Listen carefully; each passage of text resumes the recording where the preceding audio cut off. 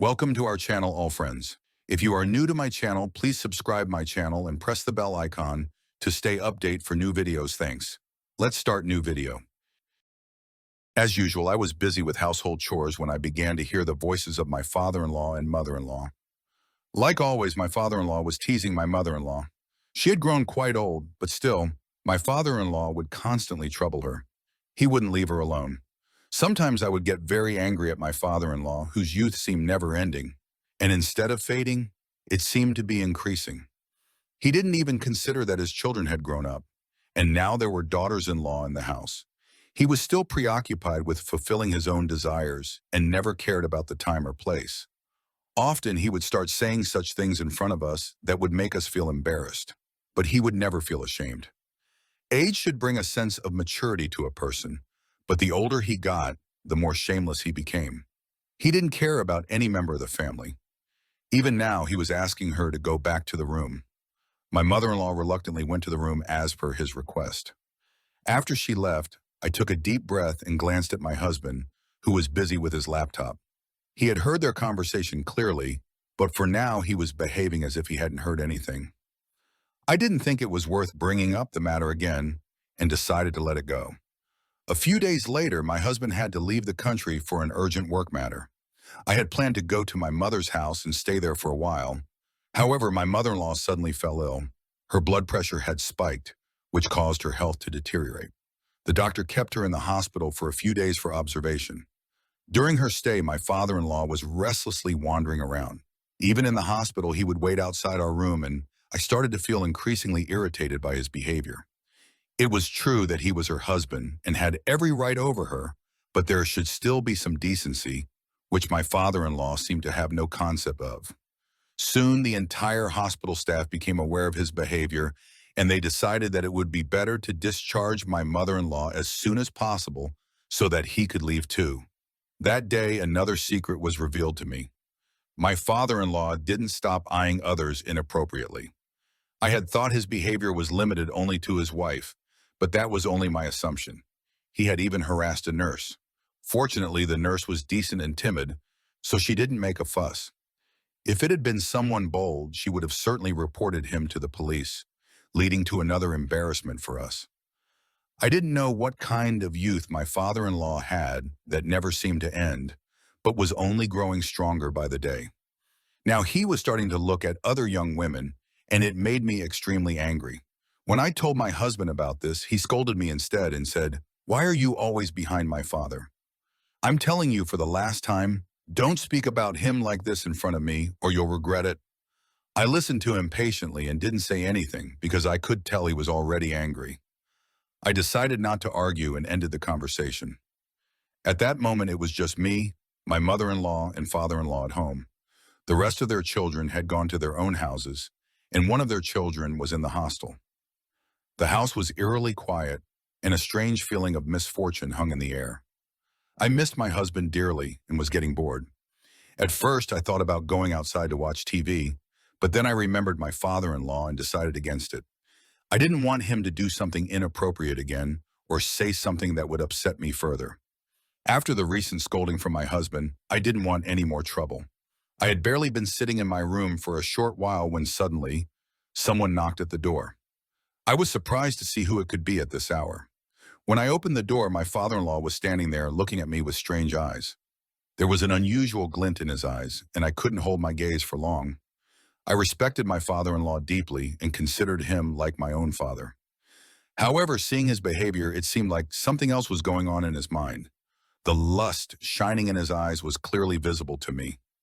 I struggled to control myself and asked him why he had come here. Without answering me, he started to enter the room, but I immediately stood in front of him and told him that I wasn't feeling well and needed to rest, so it would be better if he left. I knew I was being very rude, but I had no other response from my father-in-law. On the other hand, when he heard my words, his forehead furrowed, and he looked at me angrily. "Hey girl, who do you think you are? As for entering your room, I have no interest in going into your room. I only came to ask about your health, to check on you. I thought you might be alone and worried. Don't worry." Suddenly, he changed his tone and the look in his eyes shifted too. Now, instead of lust, there was anger. I understood that he was doing all this just to get my attention and was deliberately acting as if he wanted to enter my room. But I wasn't naive either, so I firmly refused him. Shortly after, he muttered under his breath and left the room. I knew what he would do next. He would call my husband and tell him that I had been disrespectful to him. And my suspicion turned into certainty when my husband called shortly after. As soon as I answered the call, I heard my husband yelling, and my heart sank. But I swallowed my pride and remained silent because I couldn't say anything in this matter. After all, my father-in-law was my husband's father, and my husband loved his father deeply. He would never believe that his father had looked at me inappropriately or tried to make any wrong advances toward me. So I quietly listened to his insults and, in the end, apologized to him.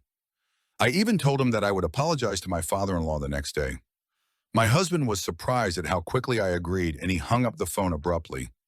I collapsed onto my bed, feeling immense pain. Tears streamed down my face, and I felt utterly helpless. I couldn't understand what kind of test I was being put through. I felt like running away from this house because I was suffocating here. The next day, my situation worsened. My father-in-law hovered over me all day, and my mother-in-law didn't even step out of her room. He kept giving me strange looks and repeatedly tried to get close to me, even attempting to touch me intentionally a couple of times. I wasn't a child or a young girl who wouldn't understand these actions.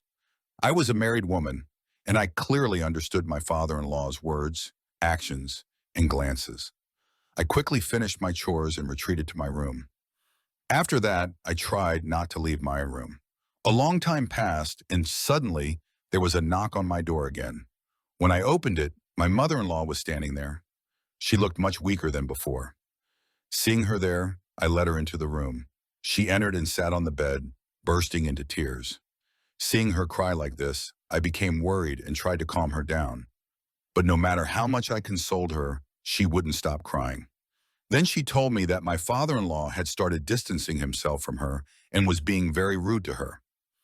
Hearing this from her shocked me because I had always thought he loved her deeply and couldn't bear to be apart from her for even a moment. But here, a completely different story was unfolding. When I asked her the reason, she tearfully explained that her health had been deteriorating lately and she wasn't able to do much for him anymore. That's why he was behaving this way. As long as she was healthy and useful to him, he loved her. But now his behavior toward her had become very bad. I was so angry that I wanted to send my father-in-law to a place from where he could never return, but I was helpless.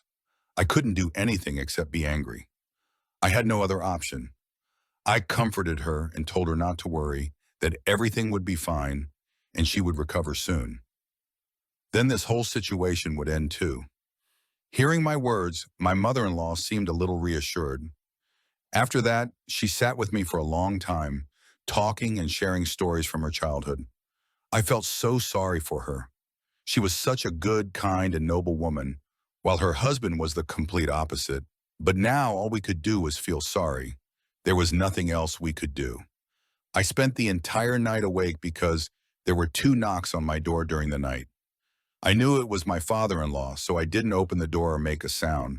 My husband was away, and I was left to deal with this strange calamity on my own. My heart had started to feel suffocated in this house. I couldn't bear it anymore and wanted to run away somewhere far from here. I tried talking to my husband again, asking him to let me go to my mother's house, but my husband wasn't ready to listen to anything I said. I don't know what had suddenly happened to him or what my father-in-law had told him about me, but now he wouldn't even talk to me properly. I kept trying to communicate, but he only responded with vague, dismissive answers. Frustrated, I hung up the phone because I had to keep my household together no matter what. I was struggling to pass my days here. The next day, I was cleaning my room when suddenly my father-in-law entered. I wasn't in a proper state at that moment. My dupatta was lying to the side, and I wasn't dressed appropriately for any man other than my husband to see me. When I noticed my father-in-law standing behind me, I panicked. It wasn't his presence that scared me, but the look in his eyes, filled with evil intentions. I quickly grabbed my dupatta and covered myself, but his gaze didn't change. He continued to stare at me the same way. "Did you need something from me?" I asked in a trembling voice. Hearing me, he seemed to snap out of his trance and then smiled at me mysteriously. "I have a lot of work for you, but now is not the time for it," he said. "What do you mean? I don't understand," I replied, genuinely confused. "It's okay. There's no need to explain anyway. Your dear mother-in-law will come and explain everything to you herself," he said before leaving. As he walked away, he didn't forget to leer at me with lustful eyes. I sat down on the floor and burst into tears again. My life had suddenly become so difficult. I decided that I wouldn't stay here for another minute, no matter what. I started packing my belongings, unaware that my father-in-law had entered my room again and seen me packing. When I picked up my bag and was about to leave the house, my mother-in-law rushed to me, crying and said, "Where are you going? Don't leave me behind." I wasn't planning to stay, so I gently removed her hand from my arm. Before I could step out of the house, my mother-in-law suddenly fainted and collapsed on the ground. Seeing her faint, I panicked. I quickly called out to my father-in-law for help. After a while, he came out, but he seemed completely unaffected, as if his wife's condition didn't matter to him at all. He stood there calmly, staring at me, while I begged him to help me carry her to her room.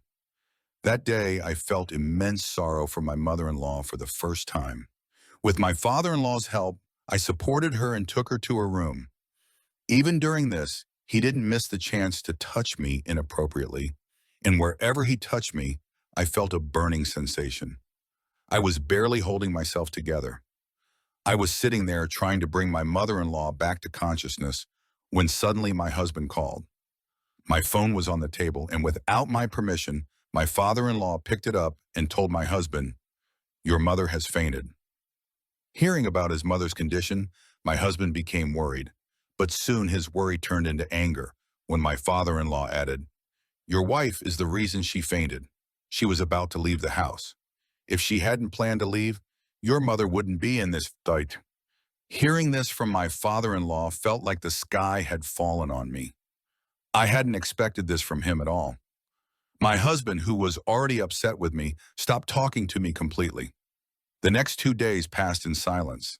I had no contact with anyone because my father-in-law had taken my phone, claiming that my husband had given him permission to keep it. I didn't want to argue or resist because that would mean spending more time in his presence, and I didn't even want to look at him. My life had suddenly become desolate and barren. Meanwhile, my mother-in-law's health continued to deteriorate, and my father-in-law's lustful behavior grew worse. I prayed fervently during every prayer, asking Allah to restore her health so I could be free from this man. But I didn't know that a huge test was coming my way, a test in the form of my father-in-law. I didn't know that I would have to go to his room myself and comply with his demands. One day I was sitting in the courtyard washing dishes when suddenly my father-in-law appeared and stood silently behind me. I was lost in my thoughts and didn't notice his presence until he splashed water on me. Startled, I turned around and saw him standing there, staring at me with lust-filled eyes. His gaze was filled with an overwhelming evil. He couldn't control his devilish desires and wanted to fulfill them right then and there. Seeing the increasing intensity in his eyes, my heart began to race. I quickly got up and ran to my room while he called out to me from behind. After that day, he became relentless in pursuing me. He constantly tried to find ways to get close to me and touch me, while I did everything I could to avoid him. I didn't know who to share my troubles with because no one here was willing to listen to me, and I couldn't even tell my own family because I didn't have access to a phone. Then my father-in-law tried to force himself on me again. That day was the last straw. As soon as I stepped out of the bathroom after showering, I was shocked to see my father-in-law already waiting outside. I had forgotten to lock the door that day. Seeing him there, my hands and feet went numb. Quickly wrapped the towel around my neck, but his gaze didn't waver. It felt like he had pinned his eyes on me and was scanning me through. "What are you doing here? Who gave you permission to come in?" I said, trying to sound firm. Hearing me, he smiled mysteriously and said, "If I may enlighten you, this is my house, and I don't need anyone's permission to enter any room." His words made my blood boil. Before I could say anything rude, he got up from my bed and while leaving said, "We'll meet soon, and I'll explain everything in detail then." The audacity in his tone was unbearable. He had no respect for any relationship. Hearing him, my entire body trembled with fear. The thought of meeting him made my head spin. I didn't know what the future held for me, but if I had known, I would have preferred death over this. I didn't leave my room the entire day. My father-in-law came twice more, knocked on the door, and left. At night, he came again to call me for dinner, but I flatly refused, saying I wouldn't eat.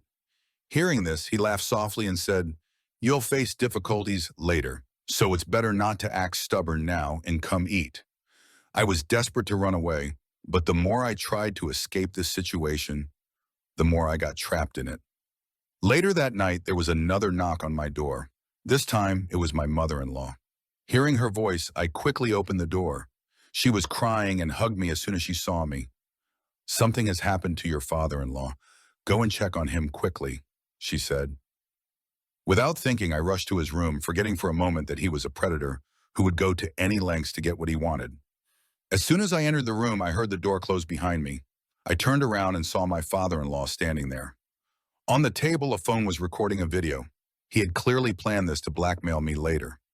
I tried to defend myself, but he was overpowering me. Before he could force himself on me or try to violate my honor, I started screaming loudly for help. Thankfully, luck was on my side. The door was knocked from the outside. Thinking it might be his wife, my father-in-law quickly opened the door, but it was his son, my husband. He opened the door and said, "Your wife has gone mad. She came into my room and started acting strange. Control your wife before she ruins my reputation further." Before he could blame me more, I quickly grabbed the phone that was recording and showed my husband the video that had just been recorded. When my husband saw the video, his eyes widened in shock. He grabbed my father-in-law by the collar. My husband had become my protector, and my worries eased a little. Then another secret was revealed. My father-in-law was not my husband's real father. All of my mother-in-law's children were from her first husband. That's why my father-in-law had no qualms about looking at his stepdaughters inappropriately. This was also why my mother-in-law had married off her daughters at a young age. That day, my husband kicked my father-in-law out of the house. I thank God endlessly for saving my honor. Indeed, when one's intentions are pure, Allah makes the path easier, and after every hardship, there is ease.